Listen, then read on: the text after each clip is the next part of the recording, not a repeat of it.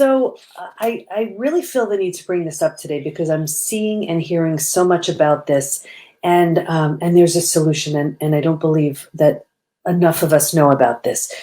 So often in my community anyway, I help people heal from betrayal of a family member, partner, friend, self. And we have physical, mental, and emotional symptoms that show up. It's so common. It's almost impossible to not have symptoms after something like that. What I see so often is our first line of defense is to take something to medicate, numb, distract ourselves, or to do anything just to try to mask the pain. And if it's physical, same thing. And we wonder why these things don't work. It's hard to imagine how something mental and emotional can lead to something physical, right? Like, it's really easy to imagine, well, I stubbed my toe, it hurts. But how does something mental or emotional manifest into something physical? I mean, we have coaches in the PBT Institute membership community who are talking about that in their classes, and it's brilliant. And we had curated experts this week coming in to talk about the same thing. But I want to read to you so you see how real this is. You know, one of the things that we have is if you go to the site, thepbtinstitute.com, you'll see the quiz. And the quiz is to see to what extent you're struggling with something called post-betrayal syndrome. And post-betrayal syndrome was one of the 3 discoveries I made during my PhD study on betrayal. And what it is this collection of symptoms so common to betrayal, this physical, mental, and emotional combination of symptoms so common to betrayal. So we've had over 6,000, maybe even close, 7,000, maybe even close to 8,000 people at this point take the post-betrayal syndrome quiz. There are so many amazing responses shared. But what I did today was just pull some of the physical issues from the last few that I've received. So I want you to hear this so you can see, oh my gosh, you know what? That's what I'm going through too. Because here's the thing with betrayal too. You need to know you're not crazy, you're not alone, and there's a way out of all of it. So here are just the latest ones that I saw just only from the physical issues that are manifesting. I've gained 50 pounds in the last 2 years. Someone else. I battled bipolar illness, chronic fatigue syndrome, fibromyalgia, PTSD from childhood trauma, and the betrayals have left me less able to fight the illnesses. This is a workplace betrayal. I was in a management position and doing exceedingly well. Then my boss changed what he said were the job requirements. He lied about all sorts of things and forced me out of the position. I finally resigned about 3 months after I should have. I experienced panic attacks for the first time. Lots of medications, which I'm now off of. It's been 8 months since I resigned and a year since the problem started. After I quit, I suffered with infections and a bleeding ulcer. I had sepsis and came close to dying.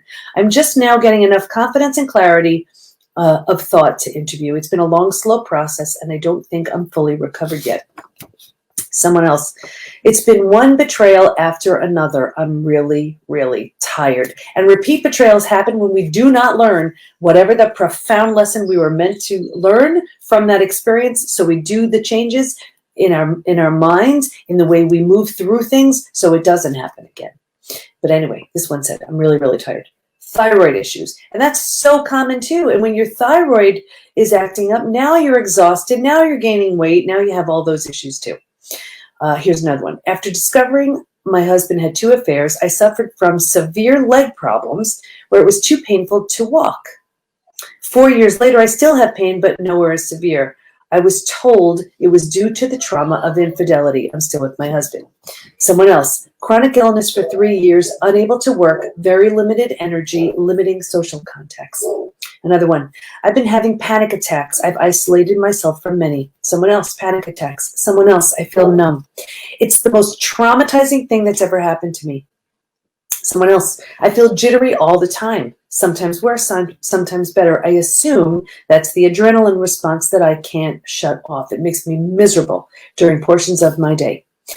Someone else, 3 months after the betrayal, I had my first MS, multiple sclerosis attack. And one more. I never had a gut issue until after my betrayal. Nothing seems to help. And I'll tell you, gut issues, we've seen about 45 to 50% of people who take the post-betrayal syndrome quiz have gut issues. And here's what's so interesting about the gut. Think of what the gut does. Your gut does, your digestive system. It digests, it absorbs, and it processes food. Well, now think about it. Isn't a betrayal difficult to digest, absorb, and process? Right? So is it any wonder why we're feeling these issues in our gut? Or one of our curated experts just yesterday was saying how when she realized, she had a lot of traumas as well, and her gut issues were because things were so tight and so clenched, and so she was so backed up, right? I mean, nothing could, so rigid. Well, then it shows up in the gut as well. There is such a link between mental and emotional wellness and physical wellness. And when mentally and emotionally you're struggling, it's going to show up as physical. It almost can't not. And what will happen is it'll go for the weakest link. Like for me, one of the things with me was it's arthritis. I had such severe debilitating arthritis. I had no business having arthritis in my 40s and in my 50s, but I did. And like here, for example, I had such severe arthritis in my feet. From the outside, they looked totally fine. And on the inside, it turned out I had worn away all the cartilage. So I actually, and I told the story on one of the master classes yesterday in our community, and I would have to walk on the outsides of my feet because I could not bend my toes. Now, every expert that I went to said, oh, it's because of your years of running. You just wore things out because I was running. I mean, at one point I was running 7-8 miles a day. But it didn't make sense. It just didn't make sense. But you know what? It did, because stress will hit the weakest link. And something like an autoimmune disease, an autoimmune issue is so common. So here's my question for you. If you're experiencing a physical issue and all you're doing is trying to mask it or alleviate it with some sort of medication or whatever without getting to the root issue, we're not ever getting to the root problem. And the best we're doing is making it so maybe it's tolerable. But do you notice it doesn't go away? It doesn't go away that way. So what we need to do, and I say it within the community all the time, we need to face it, feel it, heal it. Now that doesn't mean it's easy to do. And that's exactly the reason why community and support is so important, because first of all, people who don't get it, they may think you're crazy, or they just want to see you okay. So maybe they'll minimize it. Maybe they'll just, because they so desperately want you to be okay, they'll say, oh, just get over it already. Get back out there, whatever it is for you. Or let's say you even go to therapy, and I have seen this within our community so many times, and these are the most well-meaning doctors, psychiatrists, psychologists, therapists who say, well, you know what, if you only learned how to communicate better. No. That's not the solution. It's not about communicating better. If someone broke the spoken or unspoken rules within your relationship, whether it's a family member, partner, friend, coworker, whatever it is, it's a shock and it hurts. And that's what needs to be dealt with. And there's a very specific way to deal with that too. And, and I found in the study too, yes, it's really, really common. I get it. You want to make it easier to get through the day. And we found there were three groups in the study who didn't heal. And there was one group who would use either food, drugs, alcohol, work, TV, keeping busy, anything to just not face or feel this deep, deep pain. But you know what? They didn't heal nearly as well as the ones who dove right in. And I really made a mistake, because I said, well, and you're not supposed to assume anything as a researcher, but I was new at this. And I assumed, well, the one who were the hardest hit would grow the least because they had the most to overcome. And I was dead wrong. That had nothing in the world, nothing to do with it. It was the ones who faced it. They slayed those dragons. They faced those demons. And by doing that, you can make sense and eventually make meaning out of it. Now, It's not a simple process. It needs to actually be done in a certain order as well.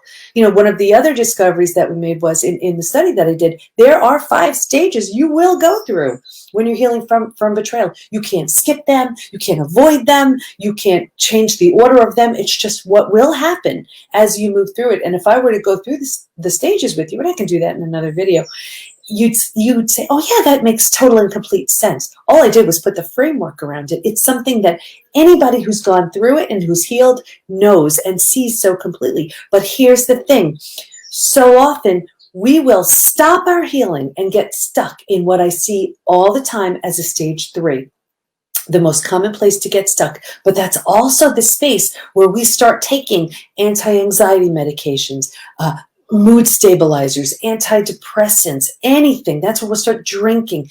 And yeah, we may think we're healing, but that will stop us right in our tracks. It'll stop us right there. And then we stay in that space, we grow roots in that space, and it gets harder and harder to leave. So if you're finding, and I see this all the time, there are 2 people who come into our community. And it's so interesting because I thought originally it would just be the people who've been shocked, blindsided. I can't believe that person did that to me after all these years, or after, you know, I trusted them with my heart, with my mind, all of it. Yes, that's definitely who comes our way. But you know who it is too? It's that person who's managed to survive. They've figured it out. They've survived their experience. But then they start thinking that's as good as it gets. So they're not happy with their body. They're not happy with their relationships. They're not happy with their finances. They're not happy with their work. They're not happy with their lives, but they've convinced themselves that that's as good as it gets, and it's not. I see it all day long. It's only because they're stuck, and they're stuck in that stage 3. They don't even realize there's a stage 4 and stage 5. That's where the transformation happens. Yes, it's wonderful that you have figured out how to survive your experience, something that you never thought you'd survive. Yes, it is commendable. It's amazing. It's wonderful. And once you take a breather in that space and you realize, wow, okay, I got that. Now you can do so much more. And the false belief we have is thinking that life kind of ends. You know what it's like? You know, imagine this sort of wellness meter, right? Like, let's say this goes to 100%. I see people striving for 50%. Well, if I get off my medication, it's okay. If if my partner comes home at the end of the day, it's okay. If my kids, aren't in trouble, it's okay. If I can button my pants, it's okay. Really? What about this? What about this? This is living fully and completely. This is having a mindset that propels you to be, do, and have more. This is where you're living in a lean, fit, healthy body filled with energy and vitality. This is where you're creating your life and not just living by default. What the heck are we doing stopping right here? You see? So if you find that you're feeling things, you're experiencing these physical symptoms, first of all, they are entirely real. And if anybody tells you, oh, it's all in your head, no, not at all. It may have started in your head, started in your heart, but it manifests physically. And by the time that happens, it's done a tremendous amount of damage, and it will hit the weakest link. So what we need to do is heal it at the root. When we heal it at the root, when we go for the mental and emotional, when we make the sense and meaning out of it, then the physical heals, and that's what you deserve. I look at betrayal as, at the very least, you deserve to do something really, really good with something really, really bad, right? Because otherwise you just feel like a sucker. You feel like you just took that sucker punch for no reason. And that's when we get bitter, and that's when we get resentful. And that's when we just become, so entrenched in that negativity. And then I talk about the crab bucket. And if I haven't shared this with you, I wanted to share with you what the crab bucket is. If you've ever seen a bucket of crabs, you'll notice you don't even have to put a lid on the bucket. You don't have to put a lid because the crabs are so content swarming around the bottom. And then you know what happens? There's always that one hopeful crab. And that one hopeful crab is climbing up the side. And what do you always see? You see one crab just like grabbing hold and trying to yank it down. And it's as if the crab's saying, nope, If life is miserable for me, if I'm stuck here, so are you. And I want you to ask yourself, are you stuck in that crab bucket? Because if you're stuck in that stage 2 or stage 3, where you can barely make sense of your experience, and then you finally figured out how to make sense of your experience, and you figured out a way to survive, and then you've convinced yourself that's as good as it gets, you're in the crab bucket. Because there is a stage 4, there is a stage 5 that would blow your mind. The version of you that's waiting to be unleashed, the version of you that's waiting to transform, is so strong, is so confident, is so capable, but you can never get there when all you're doing is swarming around that crab bucket, when all you're doing is numbing and avoiding and distracting yourself, when then all you're doing is dealing with the symptom of the day instead of what's at the root of the problem. You know, every coach we have in our community has been through it and has done the work to transform. Any member in our community is doing the work to transform. If you've decided, and it is a decision, if you've decided that you're just going to have to, this is it, life stinks, and I'm just going to have to stay here, you're really limiting yourself, and it's so entirely unfair to you. You deserve to love again, trust again, open your heart again, feel safe again. And you can't do it if you're numbing, avoiding, distracting. You can't do it if the best you're doing is managing your symptoms. You can heal. We have the proof. We have the ways to help you, but you can only do it if you have a willingness to say, okay, yes, this happened. And I say it all the time, even though it happened to you, it's not about you. So if you haven't visited our community, oh my gosh, I don't know what you're waiting for, thepbtinstitute.com. PBT stands for Post-Betrayal Transformation. That's where we're taking you. And what we do there is with a combination of 24/7 support from people who are there to lift and inspire everybody else. I'm in there all day long. Our coaches are teaching classes all day long in nutrition and movement and mindset and eating psychology, like the most amazing topics in narcissism, in how do you heal while you're raising your kids. It's all about what you're going through, but to move you forward. We have a 3-phase supplement line, all based on every emotion and physical symptom you're dealing with when you're healing from betrayal. We even have an essential oils 2 trio packs that were specifically designed for my group to help them through. One is emotional support, one is emotional boost, different moods, and you just smell it, you just diffuse it, or one of them is a roll-on, you put it on your wrist when you're having a tough time, you carry it with you, whatever. Everything in there is designed to help you heal.